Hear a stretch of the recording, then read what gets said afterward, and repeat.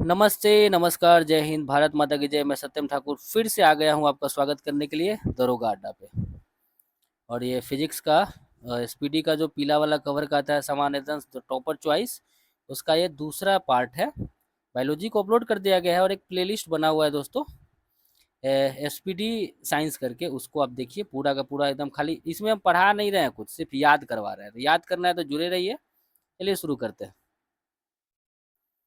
Newton के गति नियम और जड़त्व के बारे में कहता है। प्रिंसिपिया पुस्तक को किसने लिखा है? न्यूटन ने। प्रिंसिपिया पुस्तक को लिखा है न्यूटन ने। गति के नियम के प्रतिपादक है न्यूटन। न्यूटन के प्रथम नियम क्या कहता है? कोई गतिमान या स्थिर वस्तु अपनी गति या स्थिर अवस्था को तब तक बनाए रखती है जब तक उस पर कोई बाह्य बल न लगाया जाए। ये पहला नियम है, आपको याद होगा। जो याद है उसको हम नहीं देखेंगे, जो आपको याद नहीं है उस पर हम काम करेंगे। न्यूटन का प्रथम नियम कहलाता है गैलीलियो या जड़त्व का नियम। न्यूटन का जो पहला नियम है वो गैलीलियो या जड़त्व का नियम कहलाता है। न्यूटन का जो प्रथम नियम है वो गैलीलियो या जड़त्व का नियम कहलाता है। जड़त्व के नियम की खोज गैलीलियो ने किया था। जड़त्व के नियम की खोज दोस्तों गैलीलियो ने किया था। बस में अचानक चलने पर यात्री पीछे की ओर गिरता है विराम के जड़त्व के कारण। बस में बस में जो बैठा व्यक्ति है वो बस जब चलता है ना तो अचानक पीछे की ओर गिरता है, वो विराम के जड़त्व के कारण। अच्छा, बस के रुकने पर यात्री आगे की ओर रुकता है तो एक गति के जड़त्व के कारण। ये दोस्तों आपको याद होगा। इस सबको याद नहीं करना है, जो चीज़ आपका याद है उसको छोड़िए। अच्छा, डंडे के प्रहार करने पर कोट की धूल झड़ जाती है विराम के जड़त्व के कारण। डंडा से प्रहार करते हैं तो कोट का धूल जो है ना, कपड़ा पर पड़ा हुआ या कोट पर पड़ा हुआ धूल झड़ जाता है विराम के जड़त्व के कारण। अच्छा, वस्तु के जड़त्व मापने की इकाई है द्रव्यमान। वस्तु के जड़त्व मापने की इकाई है द्रव्यमान। तो वस्तु के जड़त्व मापने की इकाई द्रव्यमान है। अच्छा, बल की परिभाषा प्राप्त होती है न्यूटन के प्रथम नियम से। बल की परिभाषा दोस्तों प्राप्त होती है न्यूटन के प्रथम नियम से। ठीक है, आगे कहता है, थोड़ा ऊपर करेंगे। न्यूटन के दूसरा गति नियम कहता है कि किसी वस्तु के संवेग में परिवर्तन की दर वस्तु पर लगे बल के अनुक्रमानुपाती या समानुपाती होता है, और कार्य उसी दिशा में होता है जिस दिशा में बल लगाया जाता है। ठीक है, ये आपको याद होगा। अच्छा, बल का व्यंजक प्राप्त होता है न्यूटन के तीसरे नियम से। बल का व्यंजक प्राप्त होता है न्यूटन के तीसरे नियम से। बल का व्यंजक दोस्तों प्राप्त होता है न्यूटन के तीसरे नियम से। बल का व्यंजक प्राप्त होता है न्यूटन के तीसरे नियम से। चलिए, न्यूटन के तीसरे गति नियम क्या कहता है? प्रत्येक क्रिया के बराबर तथा विपरीत दिशा में प्रतिक्रिया होती है, ये आप जानते हैं। पत्थर को ठोकर मारने पर व्यक्ति को चोट लगने का कारण है प्रतिक्रिया, ये आप जानते हैं। तीसरा गति नियम है ये भी। अच्छा, गति का प्रथम समीकरण है v बराबर यू प्लस ए टी। गति का प्रथम नियम है v बराबर यू प्लस ए टी। अच्छा, गति का दूसरा नियम है U T plus half of A T square. गति का दूसरा नियम है यू टी प्लस एस बराबर U T plus half of A T square. ठीक है। अच्छा, गति का दूसरे समीकरण संबंध प्रदान करता है वस्तु के स्थिति समय के बीच। ठीक से एक बार देखेंगे इसको। गति का द्वितीय समीकरण संबंध प्रदान करता है वस्तु के स्थिति समय के बीच। गति का दूसरा समीकरण संबंध प्रदान करता है वस्तु के स्थिति के समय के बीच। अच्छा, संवेग एवं भार का क्वेश्चन है, इसको देखेंगे। किसी वस्तु के द्रव्यमान तथा वेग के गुणनफल को संवेग कहते हैं। किसी वस्तु के द्रव्यमान तथा वेग के गुणनफल को संवेग कहते हैं। किसी वस्तु के द्रव्यमान तथा वेग के गुणनफल को संवेग कहते हैं। संवेग का मात्रक किलोग्राम मीटर प्रति सेकंड होता है। संवेग का मात्रक किलोग्राम मीटर प्रति सेकंड होता है। संवेग का मात्रक किलोग्राम मीटर प्रति सेकंड होता है। संवेग का मात्रक किलोग्राम मीटर प्रति सेकंड होता है। अच्छा, संवेग की भी माँ M L T minus one संवेग की भी माँ M L T minus one होती है। ठीक है, आइए अब संवेग संरक्षण का नियम देखते हैं।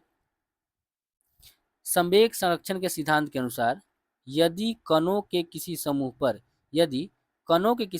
पर कोई बाह्य बल नहीं लग रहा हो तो उस निकाय का कुल संवेग अपरिवर्तित रहता है। संवेग संरक्षण का सिद्धांत क्या कहता है, देखिएगा फिर से। संवेग संरक्षण का सिद्धांत कहता है यदि कणों के किसी समूह पर कोई बाह्य बल नहीं लग रहा हो यदि कणों के किसी समूह पर कोई बाह्य बल नहीं लग रहा हो तो उस निकाय का कुल संवेग अपरिवर्तित रहता है। ठीक है। अच्छा, रॉकेट का गति उड़ना कार्य प्रणाली किस सिद्धांत पर आधारित होता है? संवेग संरक्षण के सिद्धांत पर। तो रॉकेट जो दोस्तों उड़ता है ना, संवेग संरक्षण सिद्धांत पे रॉकेट उड़ता है, संवेग संरक्षण सिद्धांत पर। अच्छा, क्रायोजेनिक इंजन प्रयुक्त होता है रॉकेट में। क्रायोजेनिक इंजन प्रयुक्त होता है रॉकेट में। क्रायोजेनिक इंजन दोस्तों प्रयुक्त होता है रॉकेट में। ठीक है, आगे चलिए। कहता है कि जेट इंजन किस सिद्धांत पर कार्य करता है? तो रैखिक संवेग संरक्षण के सिद्धांत पर। जेट इंजन किस सिद्धांत पर कार्य करता है? रैखिक संवेग संरक्षण के सिद्धांत पर। जेट इंजन किस सिद्धांत पर कार्य करता है? रैखिक संवेग संरक्षण के सिद्धांत पर। अच्छा, पृथ्वी जिस बल से किसी पिंड को अपनी ओर खींचती है वह कहलाता है भार। पृथ्वी जिस बल से किसी पिंड को अपनी ओर खींचती है वह भार कहलाता है। पृथ्वी जिस बल से किसी पिंड को अपनी ओर खींचती है वह भार कहलाता है। भार का मात्रक न्यूटन होता है। भार का मात्रक न्यूटन होता है। 1 किलोग्राम बराबर होता है 9.8 न्यूटन। 1 किलोग्राम बराबर होता है 9.8 न्यूटन। वस्तु का भार कम होता है विषुवत रेखा पर। वस्तु का भार कम होता है विषुवत रेखा पर। वस्तु का भार कम होता है विषुवत रेखा पर। वस्तु का भार सर्वाधिक होता है ध्रुव पर। वस्तु का भार सर्वाधिक होता है ध्रुव पर। तो वस्तु का भार कम कहाँ होता है? विषुवत रेखा पर। और वस्तु का भार सबसे ज्यादा होता है ध्रुव पर। अब वस्तु का भार शून्य हो जाता है केंद्र पर। वस्तु का भार शून्य कहाँ होता है? केंद्र पर। ठीक है, इसको एक बार फिर से देखिएगा। वस्तु का भार कम होता है विषुवत रेखा पर। वस्तु का भार सबसे ज्यादा होता है ध्रुव पर। अब वस्तु का भार शून्य हो जाता है केंद्र पर। ठीक है। अच्छा, चंद्रमा पर किसी वस्तु का भार पृथ्वी के भार का 1/6 गुना होता है, ये आप जानते हैं। अच्छा, किसी वस्तु का भार पृथ्वी पर 100 न्यूटन है तो चंद्रमा पर 100। कहता है किसी वस्तु का पृथ्वी पर भार 600 न्यूटन है तो चंद्रमा पर 100 न्यूटन हो जाएगा। 1/6 कर दीजिए। पानी पर तैरती हुई वस्तु का आभासी भार होता है 0। पानी पर तैरती हुई वस्तु का जो आभासी भार दोस्तों 0 होता है। पानी पर तैरती हुई वस्तु का आभासी भार कितना होता है? 0 होता है। इसको याद रखिएगा। चंद्रमा का द्रव्यमान पृथ्वी के द्रव्यमान का 1/81 भाग होता है। चंद्रमा का जो द्रव्यमान है वो पृथ्वी के द्रव्यमान का 1/81 भाग होता है। चंद्रमा का द्रव्यमान पृथ्वी के द्रव्यमान का 1/81 भाग होता है, इसको याद रखिएगा। आगे है, किसी वस्तु पर बल लगाकर उसे बल की दिशा में विस्थापन करना कार्य कहलाता है। किसी वस्तु पर बल लगाकर उसे बल की दिशा में विस्थापन करना कार्य कहलाता है। किसी वस्तु पर बल लगाकर उसे बल की दिशा में विस्थापित करना कार्य कहलाता है। अच्छा, कार्य बराबर होता है बल गुना विस्थापन। कार्य बराबर बल गुना विस्थापन। कार्य बराबर बल गुना विस्थापन। कार्य होता है केवल परिमाण, दिशा नहीं। कार्य में होता है केवल परिमाण, दिशा नहीं होता है। मतलब कार्य एक अदिश राशि है। ठीक है, तो कार्य में केवल परिमाण होता है और दिशा नहीं होता है, तो एक अदिश राशि नहीं हो गया। देखिए वही बात यहाँ कह रहा है दोस्तों। कार्य होता है एक अदिश राशि। अच्छा, कार्य का ऐसे ही मात्रक जूल होता है। कार्य का ऐसे ही मात्रक जूल होता है। कार्य का सीजीएस मात्रक अर्घ होता है। कार्य का सीजीएस मात्रक अर्घ होता है। 1 जूल 10⁻7 अर्घ के बराबर होता है। 1 जूल 10⁻7 अर्घ के बराबर होता है। अच्छा, किसी वस्तु पर किया गया कार्य निर्भर नहीं करता है वस्तु के द्रव्यमान पर। किसी वस्तु पर किया गया कार्य किस पर निर्भर नहीं करता है? द्रव्यमान पर। किसी वस्तु पर किया गया कार्य किस पर निर्भर नहीं करता है? द्रव्यमान पर। एक पिंड द्वारा किया गया कार्य निर्भर नहीं करता है वस्तु के प्रारंभिक वेग पर। एक पिंड द्वारा किया गया कार्य निर्भर नहीं करता है वस्तु के प्रारंभिक वेग पर। एक पिंड द्वारा किया गया कार्य निर्भर नहीं करता है प्रारंभिक वेग पर। कहता है कि एक पिंड द्वारा किया गया कार्य निर्भर नहीं करता है वस्तु के प्रारंभिक वेग पर। अच्छा, एक वस्तु पर बल लगाने के बावजूद भी एक वस्तु पर बल लगाने के बावजूद भी किया गया कार्य शून्य होगा यदि उसका विस्थापन शून्य होगा। तो ये कॉमन सेंस की बात है। एक वस्तु पर बल लगाने के बावजूद भी किया गया कार्य अगर शून्य हो गया तो उसका विस्थापन दोस्तों शून्य हो जाएगा। अच्छा, कार्य हुआ माना जाता है जब बल लगाने पर वस्तु विस्थापित होती है। जब वस्तु विस्थापित होगी तो कुछ कार्य होता है, नहीं होगा तो नहीं होगा। यदि कोई वस्तु वृत्ताकार पथ में घुमाई जाती है तो उस पर किया गया कार्य 0 होगा। यदि कोई वस्तु वृत्ताकार पथ में घुमाई जाती है तो उस पर किया गया कार्य 0 होगा। कार्य ऋणात्मक मात्रा है, कार्य ऋणात्मक माना जाता है जब विस्थापन बल के विपरीत दिशा में होता है। कोई भी कार्य ऋणात्मक माना जाएगा जब विस्थापन बल के विपरीत दिशा में होगा। कोई भी कार्य ऋणात्मक माना जाएगा जब विस्थापन कार्य के बल के विपरीत दिशा में होगा। ठीक है, कार्य करने की क्षमता को ऊर्जा कहते हैं। कार्य करने की क्षमता को ऊर्जा कहते हैं। कार्य करने की क्षमता को ऊर्जा कहते हैं। ऊर्जा का ऐसे ही मात्रक जूल होता है। ऊर्जा का ऐसे ही मात्रक जूल होता है। 1 ग्राम वसा में उत्पन्न ऊर्जा 9 किलो कैलोरी। 1 ग्राम वसा में उत्पन्न ऊर्जा होगा 9 किलो कैलोरी। 1 ग्राम वसा में उत्पन्न ऊर्जा होगा 9 किलो कैलोरी। ठीक है, उसको ध्यान दीजिएगा। कहता है कि 1 ग्राम वसा में उत्पन्न ऊर्जा कितना होगा? 1 किलो कैलोरी। किसी वस्तु में स्थिति के कारण कार्य करने की क्षमता को स्थितिज ऊर्जा कहते हैं, जानते हैं। चलिए अब स्थितिज ऊर्जा के उदाहरण जानेंगे। खींचा हुआ धनुष के तार में स्थितिज ऊर्जा होगा। खींचा हुआ धनुष का जो तार होता है ना, उसमें स्थितिज ऊर्जा होगा। खींचे गए रबर बैंड में भी स्थितिज ऊर्जा होगा। खींचा हुआ जो रबर बैंड है उसमें भी स्थितिज ऊर्जा होगा। अच्छा, घड़ी की चाबी में संचित ऊर्जा होती है, वो भी स्थितिज ऊर्जा होगा। ठीक है, तनी हुई स्प्रिंग में स्थितिज ऊर्जा होगा। बांध बनाकर रोके गए जल की ऊर्जा स्थितिज ऊर्जा होगा। बांध बनाकर अगर जल की ऊर्जा होती है, कहता है बांध बनाकर रोके गए जल की ऊर्जा होती है स्थितिज ऊर्जा। ठीक है। अच्छा, किसी ऊंचाई पर रखे गए पिंड में होता है स्थितिज ऊर्जा। किसी ऊंचाई पर रखा गया पिंड में स्थितिज ऊर्जा होगा। अगर बस मान लीजिए कोई बच्चा है, छत पर दौड़ेगा तो वो भी स्थितिज ऊर्जा होगा। ठीक है, इसको ध्यान रखेंगे। अच्छा, किसी वस्तु में गति के कारण कार्य करने की क्षमता गतिज ऊर्जा कहलाती है। गतिज ऊर्जा बराबर होता है 1/2 mv²। गतिज ऊर्जा बराबर 1/2 mv²।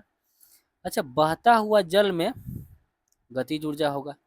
बहता हुआ जल गतिज ऊर्जा है, लेकिन स्टोर करके जो पानी रखा होता है ना, उसमें स्थितिज ऊर्जा होता है। धनुष से छोड़ा गया तीर में गतिज ऊर्जा होगा, लेकिन धनुष का तना हुआ डोरी स्थितिज ऊर्जा होगा और छोड़े गए तीर गतिज ऊर्जा होगा। ठीक है, बहती हुई हवा में गतिज ऊर्जा होगा। बहती हुई हवा में गतिज ऊर्जा होगा। बहता हुआ हवा में दोस्तों गतिज ऊर्जा होगा। चलती गाड़ी में बैठे व्यक्ति की ऊर्जा गतिज एवं स्थितिज दोनों होता है। चलती गाड़ी में बैठा व्यक्ति का जो ऊर्जा होगा, चलता हुआ गाड़ी में अगर कोई आदमी बैठा है, उसका जो ऊर्जा होगा गतिज और स्थितिज दोनों होगा। किसी वस्तु का वेग दोगुना करने पर उसकी गतिज ऊर्जा 4 गुनी होता है। क्या है कि 1/2 mv² हो जाता है, इसीलिए स्क्वायर करना पड़ेगा। तो किसी वस्तु का वेग दुगुना करने पर उसकी गतिज ऊर्जा 4 गुना हो जाएगा। अच्छा, किसी वस्तु का द्रव्यमान दुगुना करने पर उसकी गतिज ऊर्जा दोगुनी रहेगी। किसी वस्तु का द्रव्यमान दुगुना करेंगे तो उसका गतिज ऊर्जा दुगुना रहेगा। क्या है कि वेग थोड़े जब v² कर देंगे 1/2 mv² करेंगे, ऐसा नहीं होता है। तो अगर द्रव्यमान दुगुना करेंगे ना, तो गतिज ऊर्जा दोस्तों दुगुना हो जाएगा। ठीक है, आगे चलिए। संवेग को दुगुना करने पर गतिज ऊर्जा 4 गुना हो जाता है। संवेग को अगर दोगुना करेंगे तो गतिज ऊर्जा 4 गुना हो जाएगा। संवेग को अगर दोगुना करेंगे तो गतिज ऊर्जा दोस्तों 4 गुना हो जाएगा। संवेग को दोगुना करेंगे तो गतिज ऊर्जा 4 गुना हो जाएगा। अच्छा, स्थितिज और गतिज ऊर्जाओं का योग यांत्रिक ऊर्जा कहलाता है। स्थितिज ऊर्जा प्लस गतिज ऊर्जा बराबर यांत्रिक ऊर्जा। स्थितिज ऊर्जा प्लस यांत्रिक स्थितिज ऊर्जा प्लस गतिज ऊर्जा बराबर यांत्रिक ऊर्जा। ठीक है, वही है। आगे है, ऊर्जा संरक्षण के नियम के अनुसार ऊर्जा को न तो उत्पन्न किया जा सकता है और न ही नष्ट किया जा सकता है। ये किसके अनुसार? ऊर्जा संरक्षण के नियम के अनुसार। ऊर्जा संरक्षण के नियम के अनुसार। अच्छा, लेंज का नियम परिणाम है ऊर्जा संरक्षण के नियम का। लेंज का नियम किसका परिणाम है? ऊर्जा संरक्षण के नियम का। लेंज का नियम किसका परिणाम है? ऊर्जा संरक्षण के नियम का। शक्ति से संबंधित कुछ क्वेश्चन है। कार्य करने की दर को शक्ति कहते हैं। कार्य करने की दर को शक्ति कहते हैं। शक्ति का ऐसे मात्रक वाट होता है। देखिए, कार्य करने की क्षमता ऊर्जा कहलाता है, लेकिन कार्य करने की दर शक्ति कहलाएगा।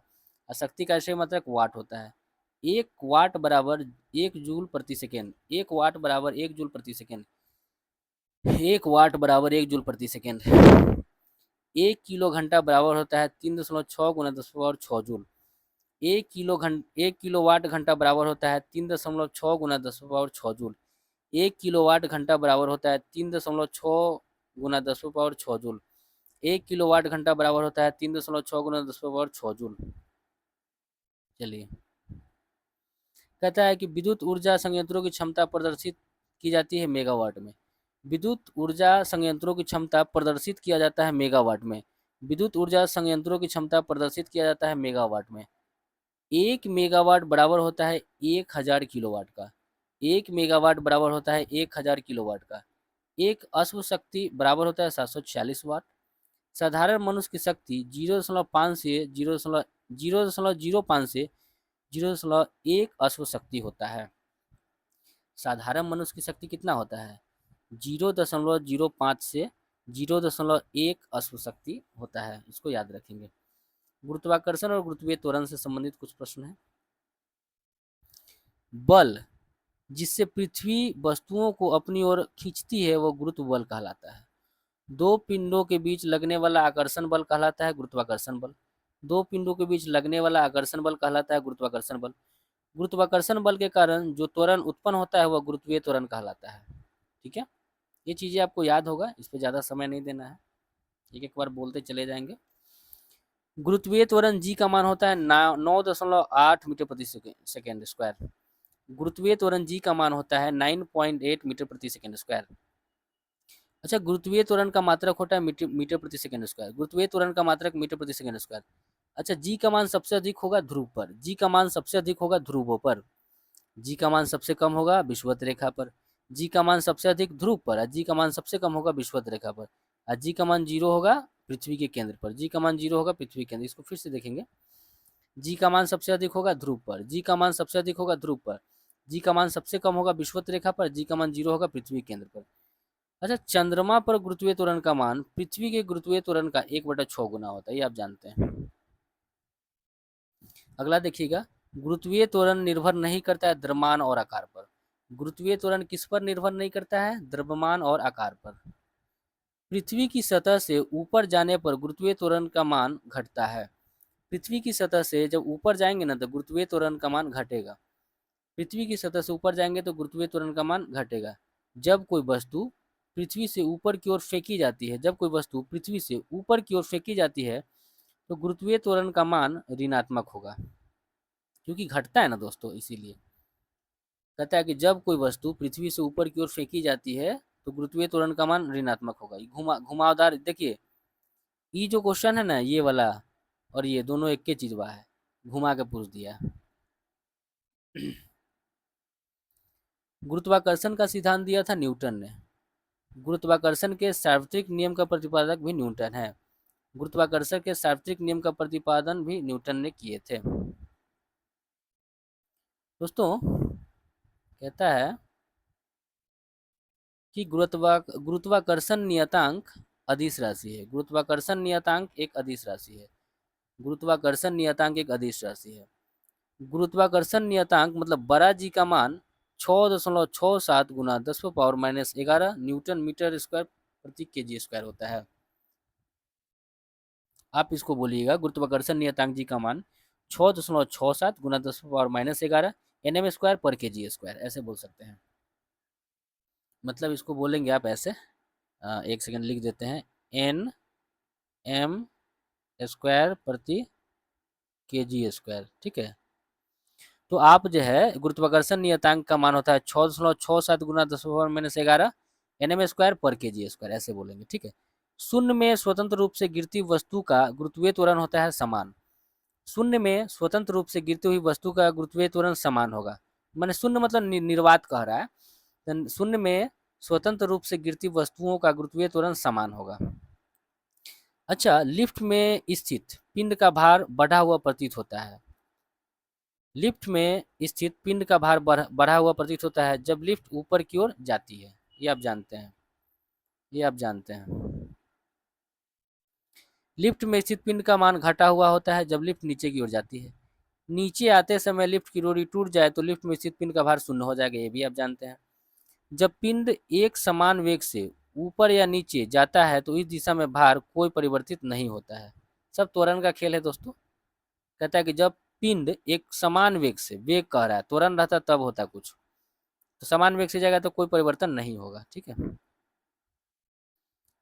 कहता है कि शून्य गुरुत्वाकर्षण कहलाता है भारहीनता। शून्य गुरुत्वाकर्षण कहलाता है भारहीनता। शून्य गुरुत्वाकर्षण कहलाता है भारहीनता।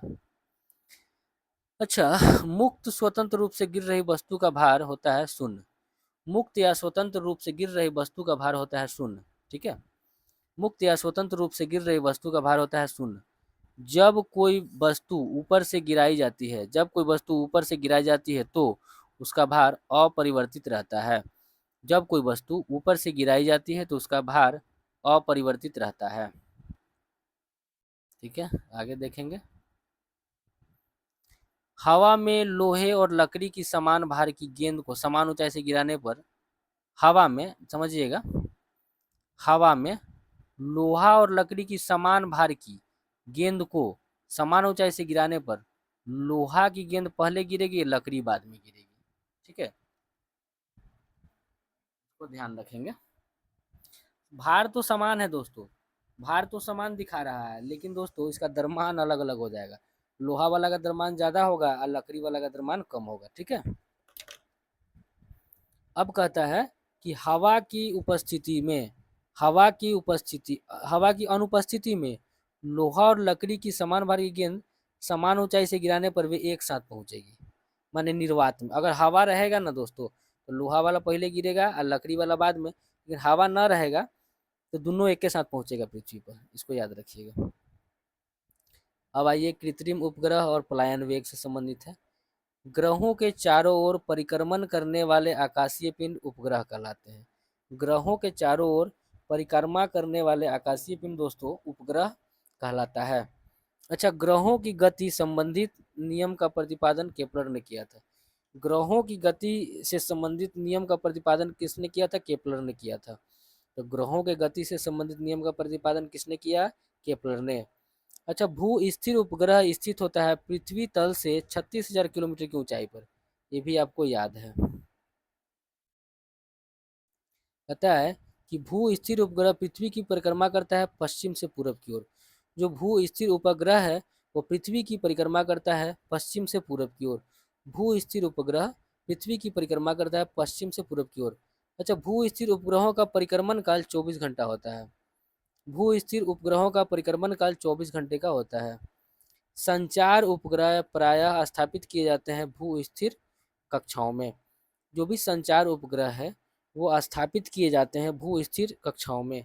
जो भी संचार संचार उपग्रह है दोस्तों वो स्थापित कहाँ किए जाते हैं?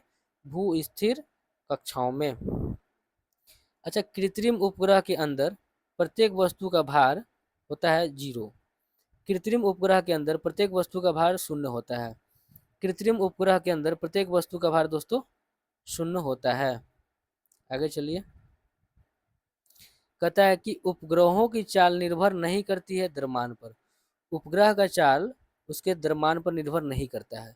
उपग्रह का दोस्तों चाल है ना, वो उसके द्रव्यमान पर कभी भी निर्भर नहीं करेगा। इसको आप ध्यान रखिएगा। ठीक है, आगे देखते हैं क्या कहता है। कृत्रिम उपग्रह में विद्युत ऊर्जा का स्रोत होता है सौर सेल। जो कृत्रिम उपग्रह है ना उसमें विद्युत ऊर्जा कहाँ से मिलता है? सौर सेल से, मतलब सूर्य के प्रकाश से। ठीक है, थोड़ा इसको छोटा कर लें।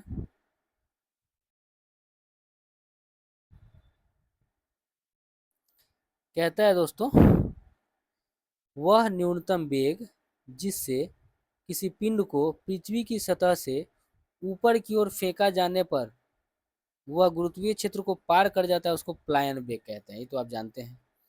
पृथ्वी के लिए प्लायन वेग कितना है? 11.2 किलोमीटर प्रति सेकेंड। पृथ्वी के लिए प्लायन वेग कितना है? 11.2 किलोमीटर प्रति सेकेंड। मतलब पृथ्वी से अगर किसी वस्तु को 11.2 किलोमीटर प्रति सेकेंड से रफ्तार से फेंकेंगे तो वो वस्तु न पृथ्वी पर लौटेगा ही नहीं। सूर्य के लिए प्लायन वेग 42 किलोमीटर प्रति सेकेंड। सूर्य के लिए प्लायन वेग 42 किलोमीटर प्रति सेकेंड।